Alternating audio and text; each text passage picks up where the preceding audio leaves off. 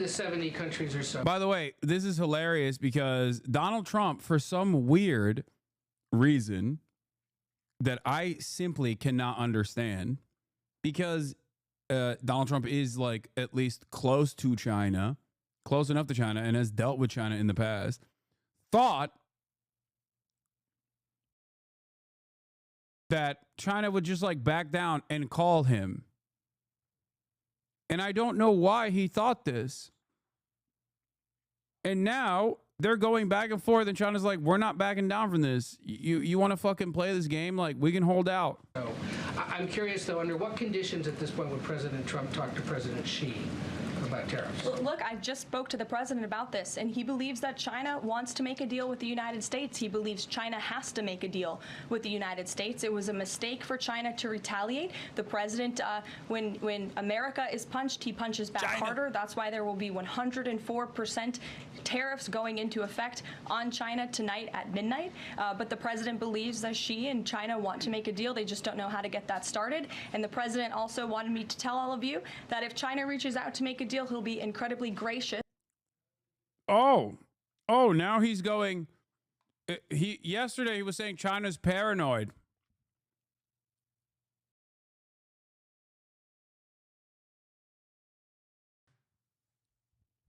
Yesterday he was talking about how Xi wants to call me. He just doesn't know what my number is. Today he's like, Xi, I would be so gracious. Here's my phone number. I'm just, oopsie, did I leak my phone number? Come on, Xi. For good old time's sake, remember my granddaughter knows Mandarin. Come on. Xi Jinping. Give me a call. Give me a call. Xi, call me. Call me Xi. Xi.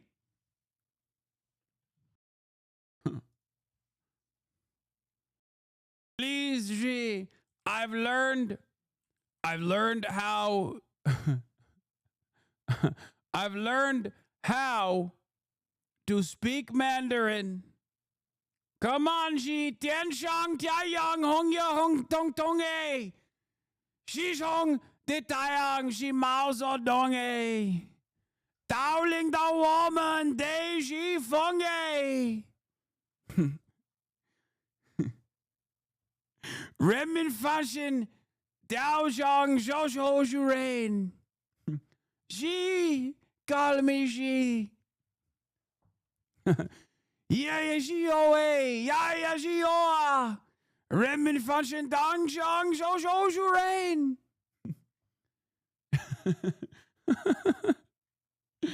Believe it, Xi.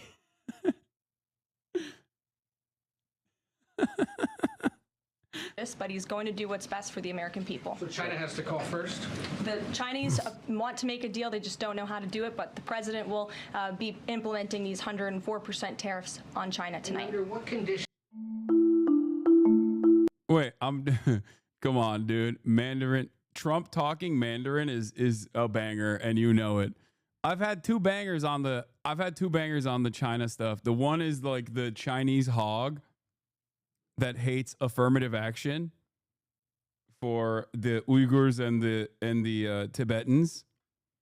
And the second Chinese banger now is Trump speaking Mandarin. Ni hao, Xi. Ni hao.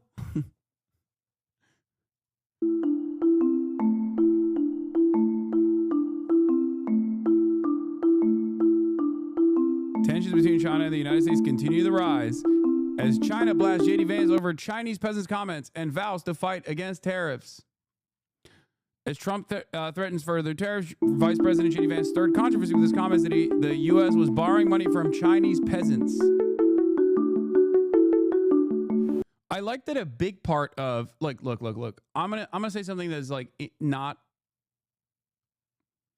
technically in line with dialectical materialism, okay? I do think that people, especially sometimes governments, can be motivated by other external factors as well, or internal factors as well, beyond the way that history moves. Okay, beyond certain materialist frameworks. I will say that there is, not to get too libbed up and not to be too much of a fake socialist and blaspheme here, but I think one of the major motivators for the Chinese government is also overcoming the century of humiliation.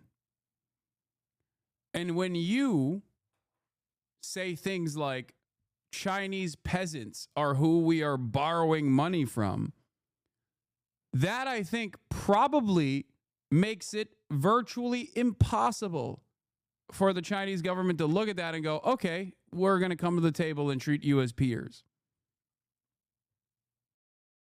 Because when you look at a country that was able to improve their material conditions over the course of a relatively short period of time, when it's at its highest point of prosperity, when they look back at their century of humiliation and look to the future as a century of prosperity, and you got a declining empire and its stupid fucking leadership being like, saying racist shit, being like, oh, these are just Chinese peasants, I feel like that probably makes it less likely that these guys will ever come to the fucking table.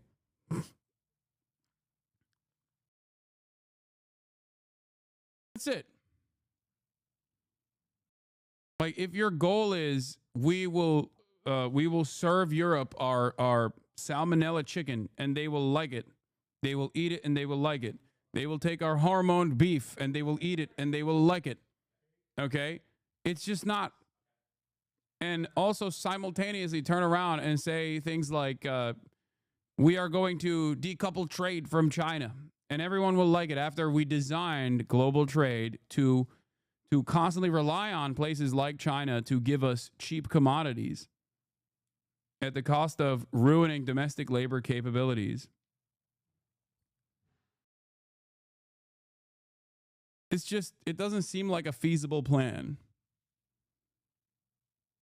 Here is Sean McCarthy's attitude on this that I thought was really good. He is criticizing Peter Navarro in Financial Times.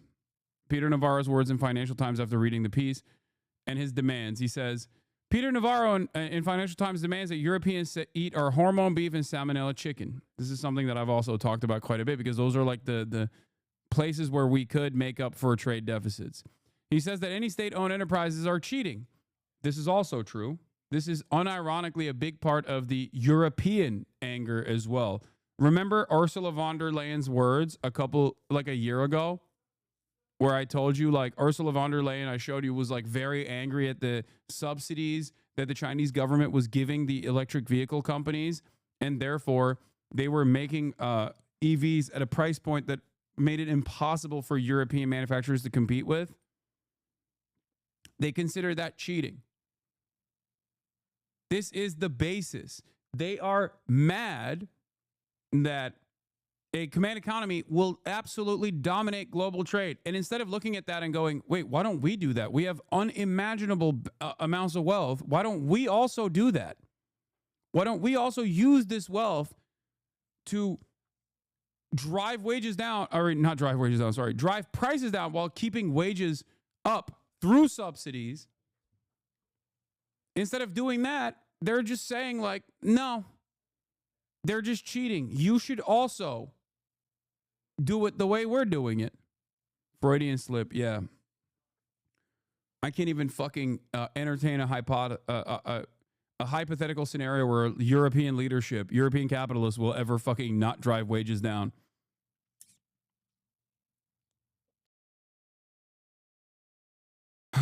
That there will not be any negotiation, that the sweatshop slaves Americans exploit for cheap goods have been ripping us off the entire time. Navarro absolutely wants a full-blown trade war with China. This is true. Wall Street is not pricing this in. They're smart people. Maybe they know Navarro will lose influence and Trump will reverse himself here. Maybe they're in denial. Navarro's goal is full-scale reshoring by private capital. Because, and this part is very important, state-owned enterprises are cheating. He has no plan to manage this transition or reduce the pain it would bring to the U.S. consumers. He expects private capital to do it all himself. This is a major problem here. Because the enemy is not China. The enemy is capital. And the American government cannot recognize this because the American government is designed around literally combating that attitude. The American government will never, ever engage in anti-capitalist initiatives, things that actually harm the profit margins. They can't do that. They are not designed to do that. This is precisely the problem. This is also the reason why the reshoring initiative will be a spectacular fucking failure. There's no sign that Trump disagrees with any of this. Both correctly identify U.S. trade deals as a problem, but ideologically they cannot countenance any role for the government in fixing the problem, except for giving free money to connected private sector firms. In China, 9 out of the 10 largest firms are state-owned enterprises. There are state-owned banks for industry and agriculture. There are state-owned petroleum, railway, chemical, and steel companies. Maybe the Chinese system is just better. Maybe if manufacturing and industrial capacity is important to the USA, we should ensure their continued existence through our own state-owned enterprises. Of course, this cannot even be discussed here. It's socialism, and it doesn't work even though it's working fine in China every single day. So we are going to pray to God of the free market to fix this.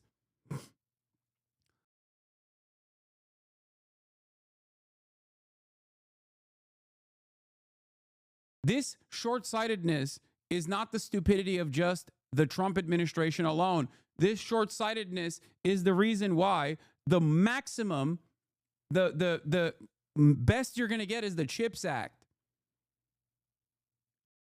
Okay? It is straight up a byproduct of the duopoly that we have in the United States of America, where the most you are going to get out of the Democratic Party, which is supposed to be the ostensibly left party here in this country, is going to be a neoliberal private-public sector partnership where private capital fixes the problem in a magnanimous fashion, and yet they have never done such a thing, and they will never do such a thing. Okay? Of course they are not going to do that. They're just going to take the money and do exactly what they've been doing.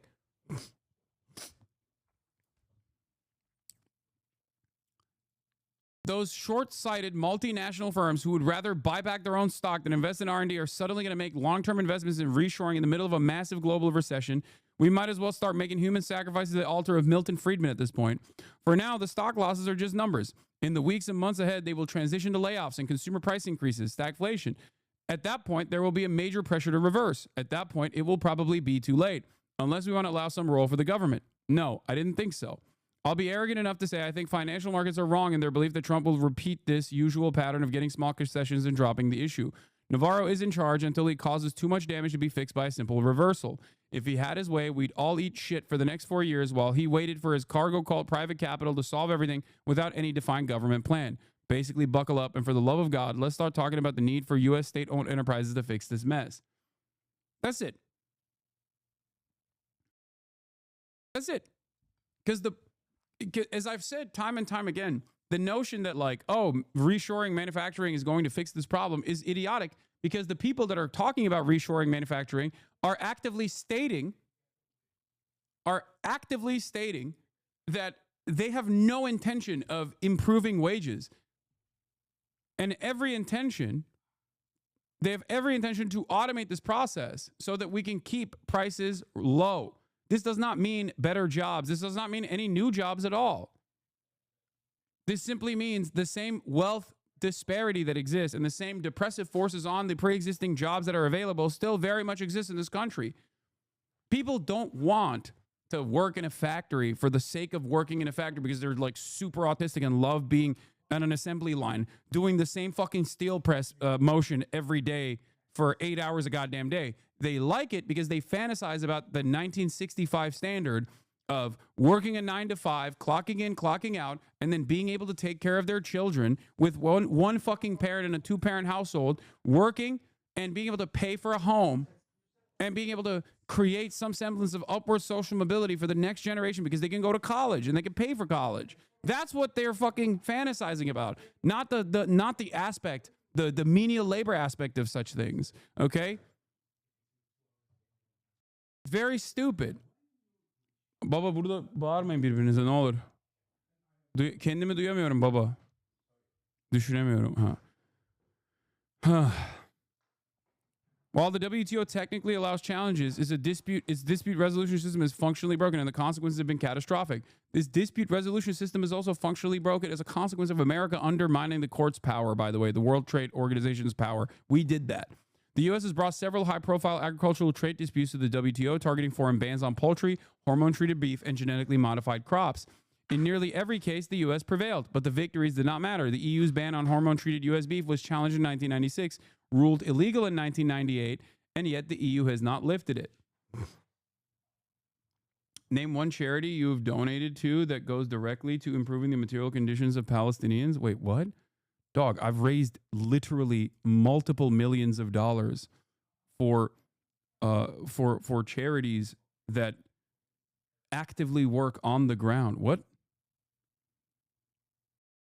I effed? Is it effing? What's happening? It's not effing on my end. As someone who makes millions off yapping about the genocide in Palestine, how much of your own money have you donated? Hundreds of thousands of dollars directly to charities and causes that go directly to improve the material conditions of Palestinians via tangible aid and resource before today. And can you prove it? Or are you ever donating your time? Wait, what? Why you act like you don't see important questions? Hello? Are you okay? How did you go from Israel's allowing American to be its hegemon to this attitude in one day? In America, we have a bunch of self-proclaimed socialists and communists that still sell themselves out to capitalism when it suits them. Your complaints until you and your platform can profit from it, though, right? Chatter, most of his chat is fake woke. Oh, never mind. No, he was a hater yesterday, too. He did like my statement on Leon, though. Here, let's unban this guy. He's got great attitude. I didn't ask you nor see proof. Anyone can say he does like I knew someone would. Anyone can say he did, but I didn't ask you. Name one charity you've donated to. Wait. I'm confused. Are you gonna go back on that? Like,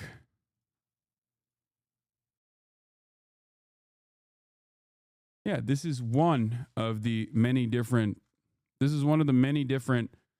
fundraisers that we've engaged with. Here's $50,000 from me, just one. Now I assume that you're going to turn around and say it's not enough. That's nothing. That's like a tiny margin, right? A tiny margin of your wealth. That's what you're going to say? I unbanned you, by the way. You can respond.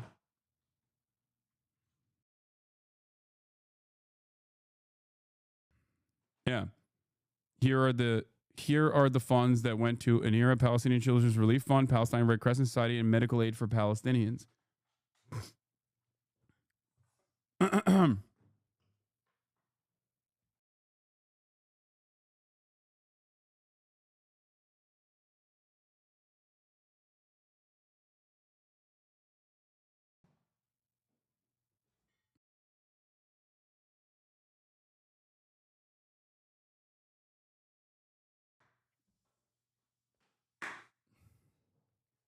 Anyway, I hope you get better, chatter. Don't take the bait. I mean, it's okay. Some people probably didn't know that. Maybe they learned about it today. It's all good. Maybe that person was just genuinely confused. These aids do not reach Palestinians anyway. That's not true. That absolutely is wrong. You're wrong about that. As a matter of fact, when an aid organization is no longer able to work directly on the ground, we change our fundraising efforts. And we work with other aid organizations, like in the Creators for Palestine charity. We did other aid organizations that were still actively working on the ground. So you're wrong about that too. Why is this guy not responding? I'm so confused. What happened? It's been 4 minutes. Did he die?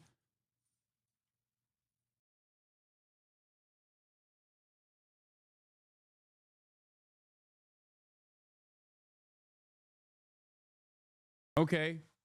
That's somewhat of a satisfactory answer. Hope it motivated more people to donate. Oh, thanks. Thanks, chatter. I'm glad. Yeah, you did your part, dude. So much of this attitude unironically revolves around I didn't know a certain thing, or rather someone lied to me about you, and that is somehow your fucking problem. But now that I know the truth, I'm still going to take this like weird ass fucking attitude. Somewhat of a satisfactory answer. I gave you direct fucking receipts. What do you mean somewhat? Hey, at least he didn't double down. Well, I put my money where my mouth is and asked the important questions. No, dude, you just didn't Google the important questions. You could have Googled this important question and found the answer yourself. But instead of doing that, you came in here with a snarky ass attitude. It's all right. At least you recognize that I was, at least you recognize that you were wrong.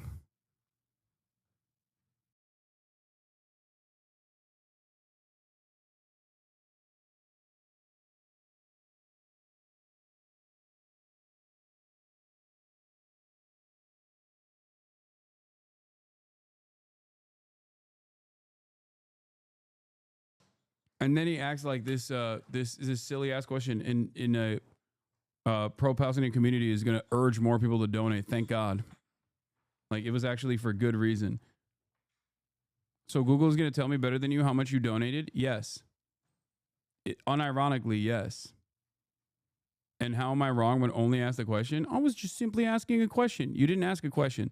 The question would be, hey, how much of your time, and I know that because you know that I've done fundraisers, okay? Okay, so obviously you could have just easily Googled it. And if you couldn't find the answer, you could be like, hey, I know you're very pro-Palestine, and I was wondering, because I had an argument with a friend or whatever, that I wanted to know how much you have directly contributed to these fundraisers. I couldn't find it on Google. That's a great way to ask that question. Not, as someone who makes millions off of yapping about the genocide in Palestine, how much of your own money have you donated directly to charities and causes that go directly to improving the material conditions of Palestinians via tangible aid and resource before today? And can you prove it? Or are you only ever donating your time? That's not asking a question. You already have an answer in your mind on that question. You're just snarking. You're implying that I'm actually fake and phony.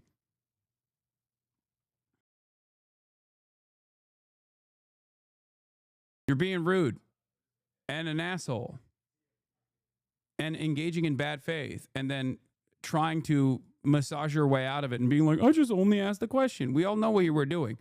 I was gracious enough to actually answer you instead of going, hey, I'm sorry.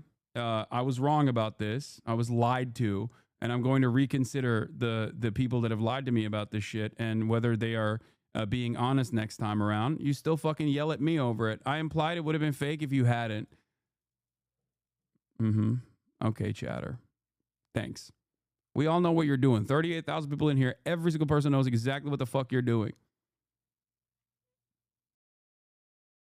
Absolutely no one thinks this was a genuine question.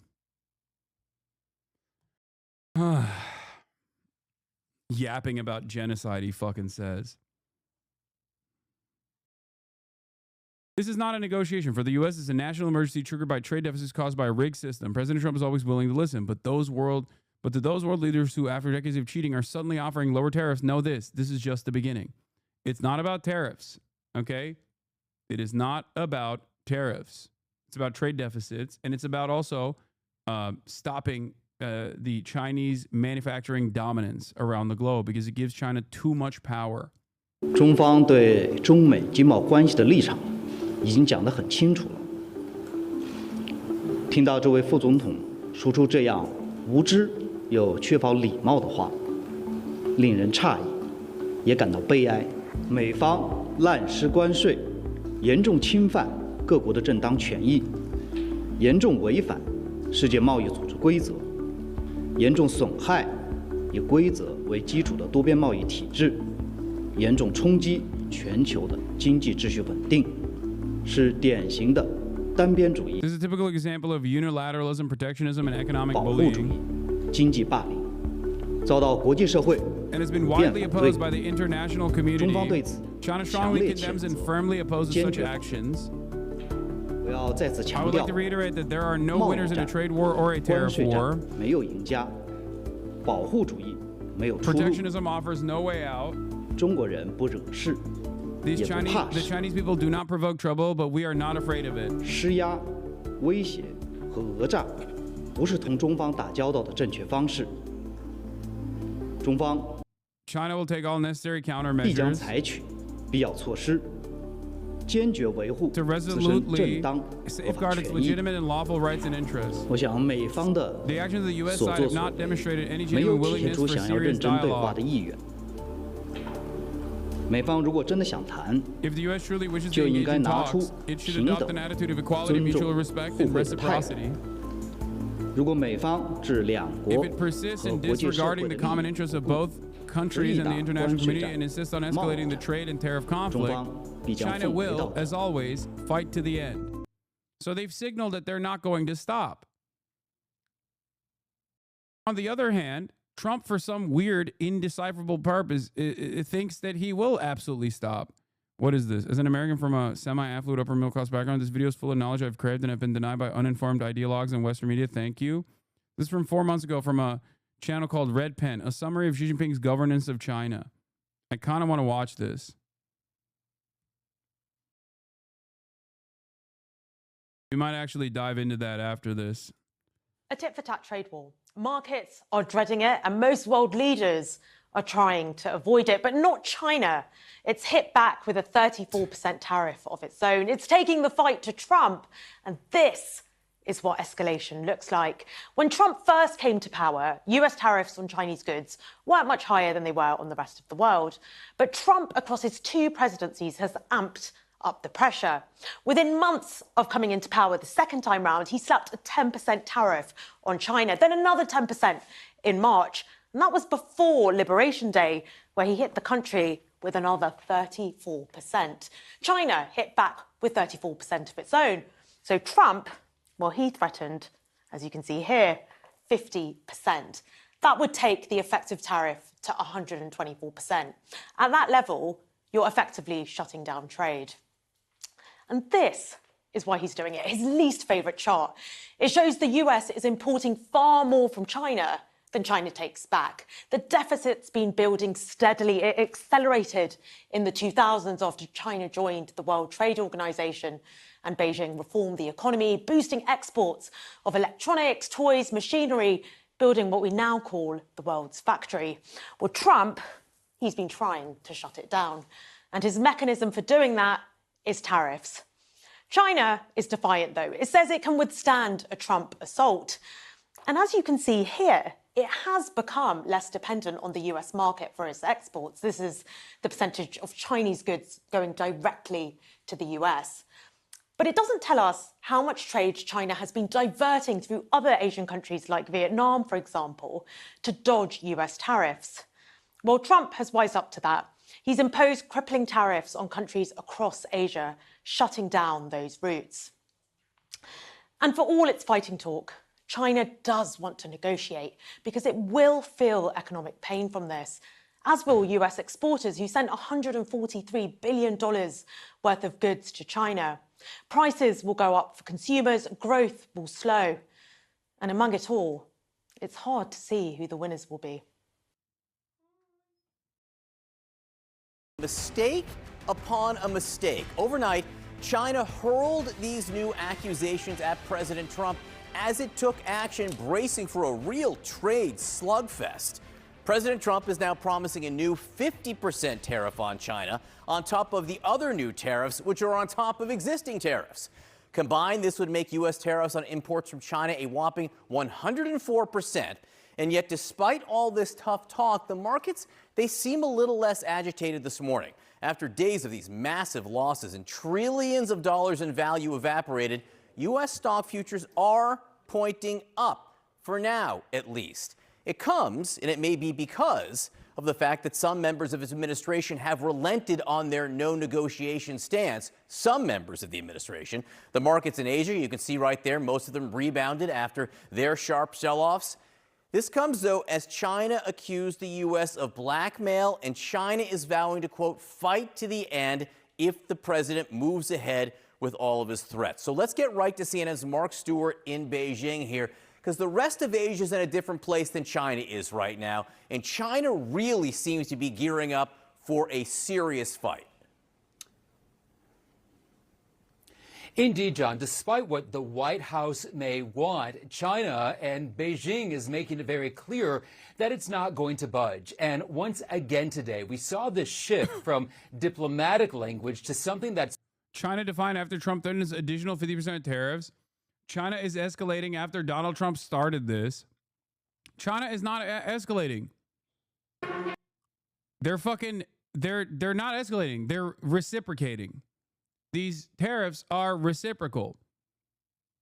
And I think what's interesting about this process is that maybe I'm wrong on this. Maybe I don't know the normies and their attitude here. But regardless of the xenophobia that they demonstrate on a regular basis, I think Trump doing this in a spectacularly belligerent manner is even causing the dumbest of Americans to go, I don't know if this is because of China that we are being harmed here. Like, I don't think, especially because he's directly undermining treats. The treatlerites themselves, I think, are looking at this and going, yeah, I think you're the one who's fucking up the bag here, not China. To use a metaphor, the Chinese economy is not a pond, but an ocean. The ocean may have its calm days. What's up, Beijing? But big winds and storms are only to be expected. Without them, the ocean wouldn't be what it is. Big winds and storms may upset a pond, but never an ocean. Having experienced numerous winds and storms, the ocean will still be there. It is the same for China after going through 5,000 years of trials and tribulations. China is still here. Looking ahead, China will always be here to stay. 5th of November 2018, opening ceremony of the first China International Import Expo.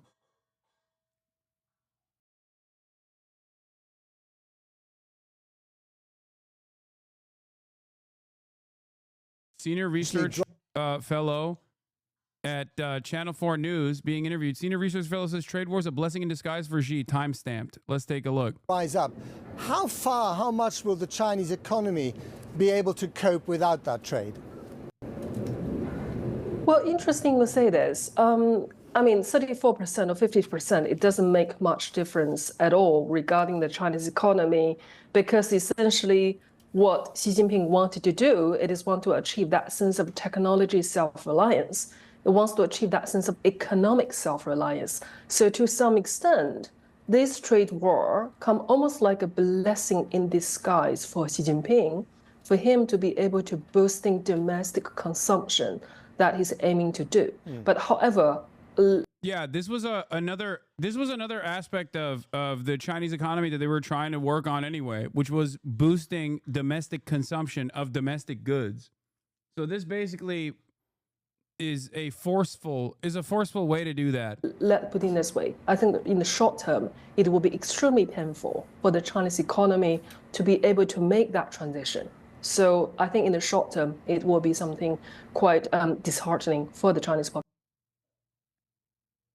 The difference here, however, is that the Chinese government is well equipped to be able to withstand these sorts of shocks because of its centralized planning structure.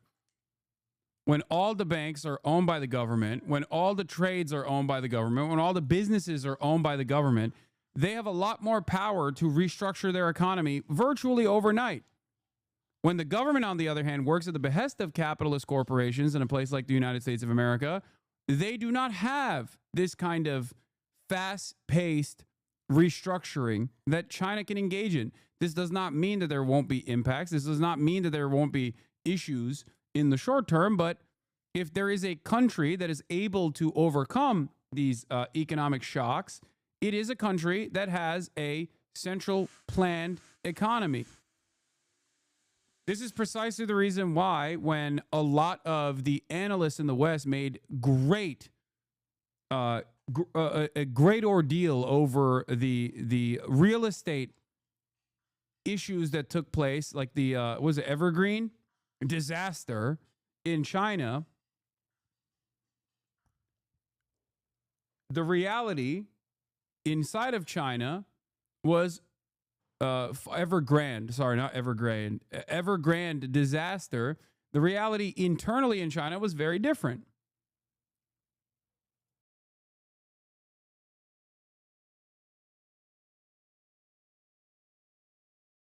Oh, Mhud, I already watched pieces of this, and then I stopped watching it because it was the stupidest thing I've ever seen.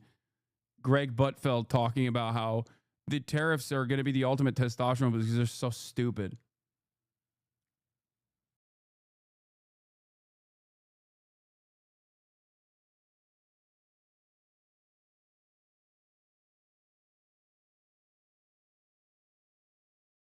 It's only a matter of time before Trump says if countries want to avoid tariffs, they can become part of the U.S. He said that in a way that Canada can avoid tariffs. Yeah, I mean, that's not going to happen.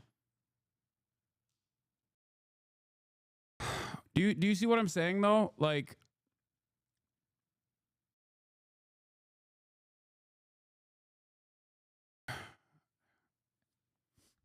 America for far too long has been able to dominate countries that have less diverse industry, less diverse economies, like single resource economies like Venezuela, that weren't able to quickly and rapidly diversify with the state sector coming into agriculture, for example, and suffered grave consequences as a consequence of that. I mean, suffered grave consequences with America's sanctions regime.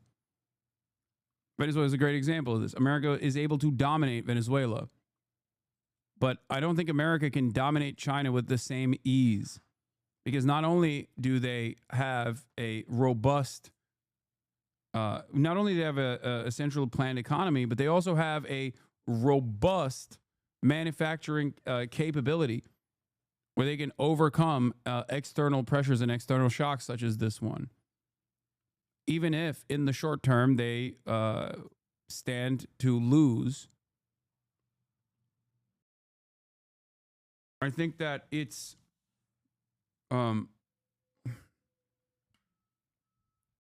rapid urbanization, its even development will, and also its infrastructure will able to withstand these sorts of outside pressures. Population as well. As we said at the beginning of the program, it's the politics, stupid, not just the economics.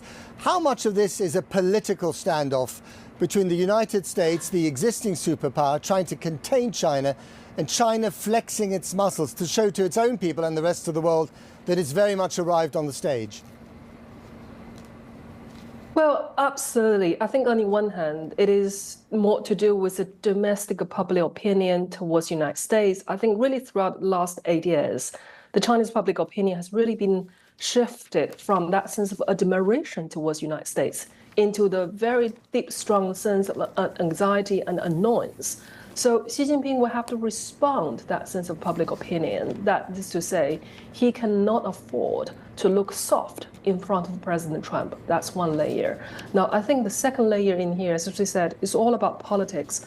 It's also about that China try to somehow upholding the international trading system that he felt, or the Chinese felt, Donald Trump have done something essentially wrong, and hence China want to continue to holding that international trading system for that. So I think there's two layers. One is for domestic reason, but the other is also for international reason as well. And obviously, other countries watching these two to tango very carefully and see how they're going to play their own cards at the same time.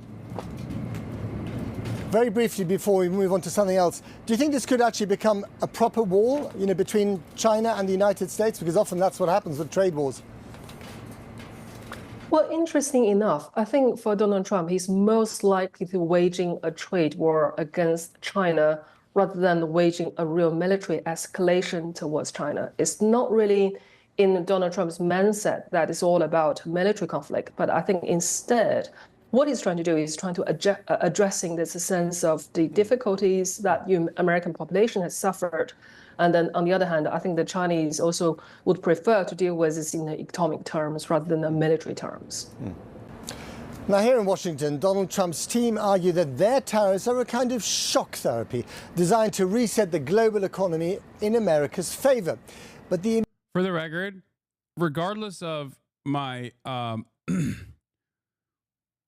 regardless of the fact that regardless of my advocacy against free trade, I am not in favor of trade isolationism to a degree where like every country has to do Jusha style manufacturing. Okay, every country is a Marxist, Leninist, Jushaist, like the Democratic People's Republic of Korea, and that we have to do self-sustaining.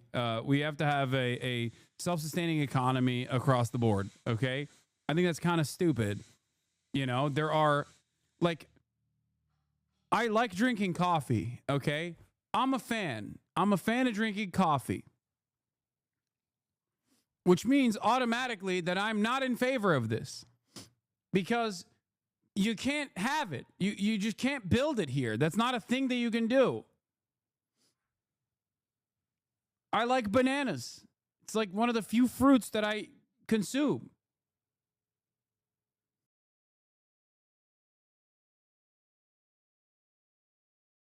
You're spot on about this being similar to the decline of the USSR. The Trump admin is even calling it shock therapy. Pretty wild that they think this is going to solve anything. Yeah. The immediate effect of chaos is already hitting people across the United States, from pensions to car prices. It's even sent Trump's bestie, Elon Musk, over the edge. Trump's bestie.